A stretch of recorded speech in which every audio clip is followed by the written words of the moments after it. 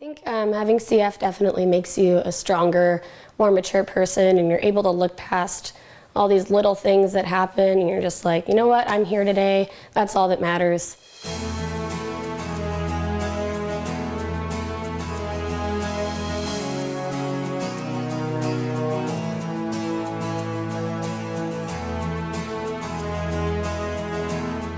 So I was born with a genetic disease called cystic fibrosis. For those of us who don't know, can you explain to us what cystic fibrosis is? So CF is a genetic lung disease, and it also affects the gastrointestinal system. For the lungs, it causes an extra sticky mucus to build up in your lungs, and which in turn traps infection very easily. And then for the GI portion, it causes major malabsorption, so difficulty gaining weight and frequent stomach aches, everything like that. So how much did you weigh when you were born? I was a normal, healthy weight. I was 7 pounds, 15 ounces. But within like the first month of my life, I think, my doctor started noticing that I wasn't putting on any weight. At the time, I was a nursing student, and I was studying for my nursing boards, and I happened to be reviewing the disease called cystic fibrosis. And it all came very clear to me when I started reading about the disease and refreshing my memory from my tests that I had to take, that she might have this. So the next morning I called up her physician that had been seeing her for a liver disease, and he agreed that she did have all the symptoms and agreed to test her for it, and sure enough, that's what she had. So how did they come to the conclusion that it was CF?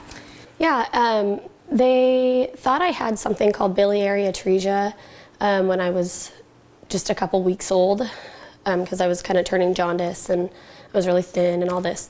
But after they figured out that it was CF, they were kind of doubtful that it was ever biliary atresia. They thought it was just CF related.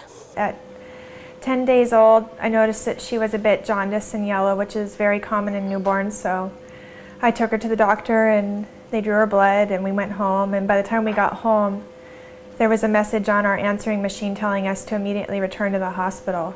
And we got there and they explained that she had a serious liver disease and she was going to need surgery on it immediately, and that we could anticipate her needing a liver transplant within the next year or so of her life. And her liver actually progressed much better than what they had anticipated. And in every other way, though, she was doing very poorly. She couldn't gain any weight. She was coughing and getting pneumonia all the time, just was very, very, very thin and emaciated, and no one could figure out why. She was eating a ton of food and just not gaining weight. As part of this condition, Kaylee must incorporate an elaborate set of treatments and medications into her daily routine before she can move on with the rest of her day. When I get up in the morning, I start by taking a handful of pills, anywhere from a vitamin to a pill to maintain my liver, things for my cough. You know, I might be on an antibiotic for a month or something like that. Just a whole bunch of stuff. This is a typical morning's dose minus a couple. It's not all of them.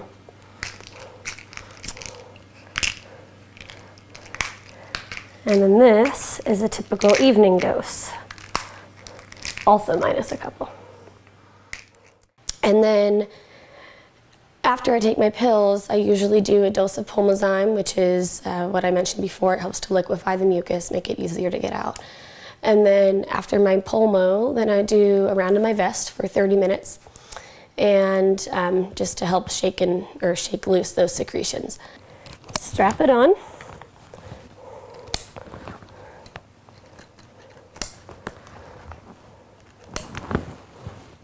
And I take these, plug them in.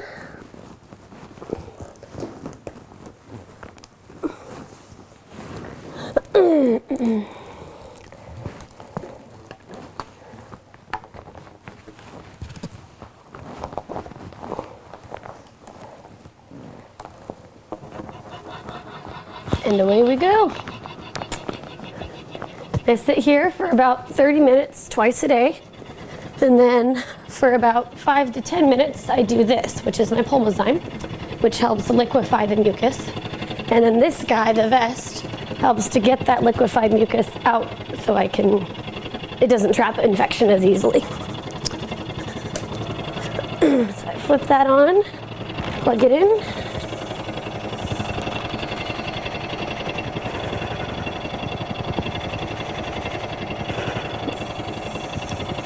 And then take a couple breaths, usually for about 5 to 10 minutes.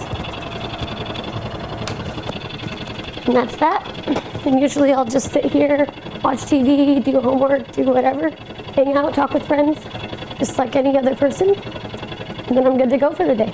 With this disease, I understand that you've had a lot of hospital visits since birth all the way till today. Can you explain what that experience has been like for you? Yeah, so I've had a total, not including the hospital visits when I was an infant, probably about 6 stays that I can actually remember. Each one lasting anywhere from 3-4 nights to 3 weeks. Was that your longest visit? 3 weeks was my longest, yeah. That was a couple of years ago at Seattle Children's. My first time at Seattle Children's, actually. And yeah, that was a doozy. What was that for? That was for a tune-up. That's a term used in the CF world for a couple-week course of really strong IV antibiotics that are delivered through a central line that just really try to knock out any infection that you might have that's causing an increased cough or shortness of breath or anything like that. So most of my visits have been for tune-ups, not all, but most. I think that when she has to go into the hospital for her tune-ups, it's really hard on her. Hospitals are not exactly the funnest place to be, and I know it takes a toll on her, so I try to visit her whenever I can and bring friends and try to make it more fun and not as hospital-y. What was one thing that you really enjoyed doing when you weren't studying for schoolwork that kept you positive while you were in the hospital? Well, these people, volunteers would come around, from room to room, and they have carts of things like coloring books and games and stuff and movies and a whole bunch of stuff that, people donate from around the Seattle area. And I would say, anytime they come by, I always ask for a coloring book because Those are great. I don't know, it just really keeps my mind off of things, like especially the ones that are really intricate and stuff, where you really have to focus. It's just really time consuming and it just helps keep your mind off of things. So what's the hardest part about dealing with your disease? When I am out, the one thing that really does get to me sometimes and that it's hard to look past is people coming up to me, either asking if I'm okay all the time, or sometimes people are just like, they just look at me and they'll like run off with their kids because they don't want their kids to get sick. I just want to put up a sign and explain to people what she's going through. Their cough's not contagious, and please don't stare at her and make her feel bad. And that's just the mom in me wanting to protect my daughter, but she's so strong and she handles it with such courage. And of course it's understandable because no one knows, that it's not contagious and that I'm just fine and they're not going to get sick. Right. But when you're constantly reminded of those things, just with your social interactions, it's very tough to look past. There's nothing they can do to help you though. Yeah, when those exactly. Are happening. Yeah, I just have to let it go. I have to let it run its course. And once I'm done and I can catch my breath again, then I'm good to go.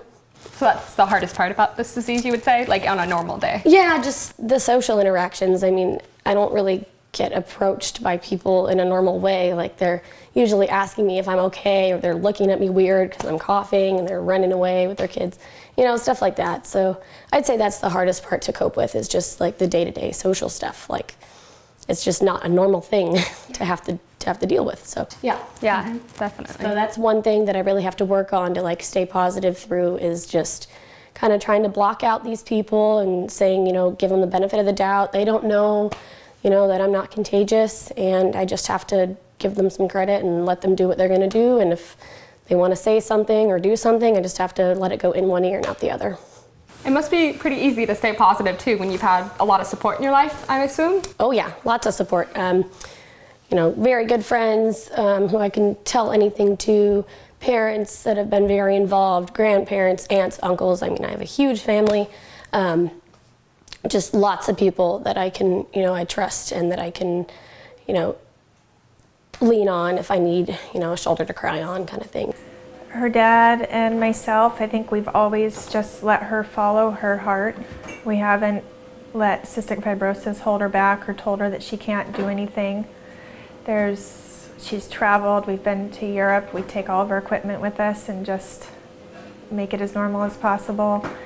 I don't know, I just like to try to take her mind off of whatever she's focused on or what's making her have a bad day. So whether it's just like watching our favorite movie, which is Napoleon Dynamite, and like rolling on the floor literally laughing about just something stupid. Even just like going out to dinner and just making her feel better. So these are just some of the letters that I've gotten over the years that I've saved from people who have just been very supportive.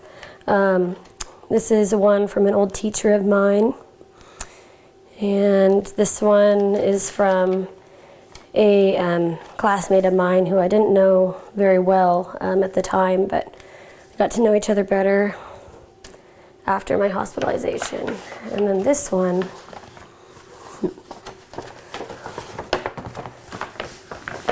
was organized by one of my best friends, Alyssa Parker, and 8th grade, we were in ASB together, and she had the whole class pitch in and give me a nice card, and I saved it. And I like to look back at it every now and then.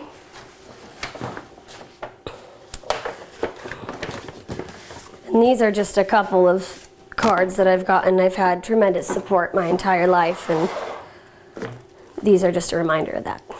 You know, if I'm having a really bad day, I have plenty of people to turn to.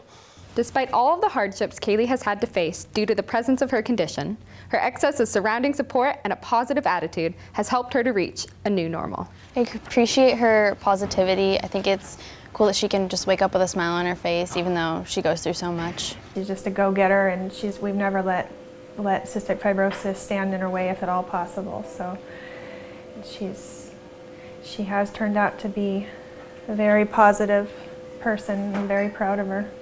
You know, where I am today could be very different than where I am 30 years from now. But that's assuming that no advancements are made and, you know, I'm just stuck doing the same thing that I do now, which I don't think is going to be the case. I have full faith that we're going to have some major advancements when we're done. And, you know, when 30 years from now, I'm going to be alive and well, I think I'm going to be just fine. So.